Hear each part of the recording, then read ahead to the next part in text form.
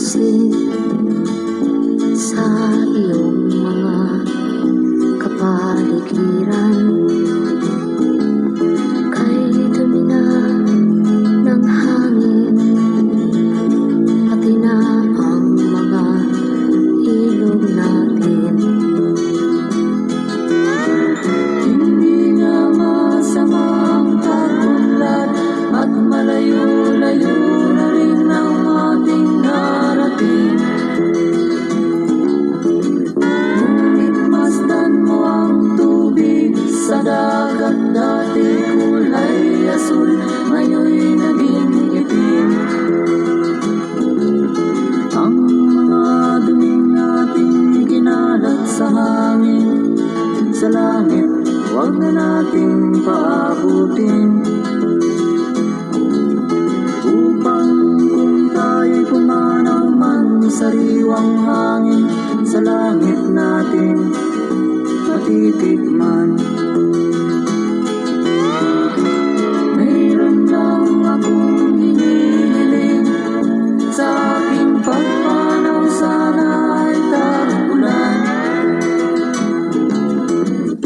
Gitara ko ay aking dadalhin, upang sa ulang na lang tayo magkantahan.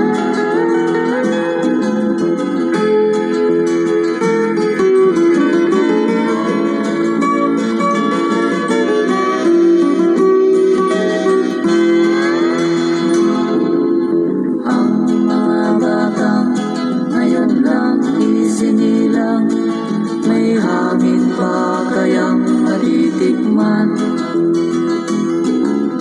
May mga puno pa kaya silang aakyatin? May mga ilog pa kayang lalanguyan? Bakit di natin pag-isipan ang nangyayari sa ating kapaligiran? Hindi nga masama ang pag-unlad kung hindi nakakasira ng kalikasan. Darating ang panahon, mga ibong dala ay wala nang madadapuan. Masdan mo ang mga punong dati ay kay tatag, ngayon'y namamatay dahil sa ating kalukuhan.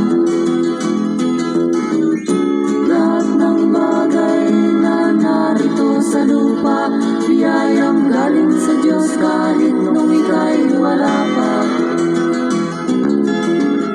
Ingatan natin at huwag nang sirain pa, pagkat pag kanyang linawi tayo'y mawawala na. Meron lang akong hinihiling, sa aking pagpanaw sana ay tag-ulan.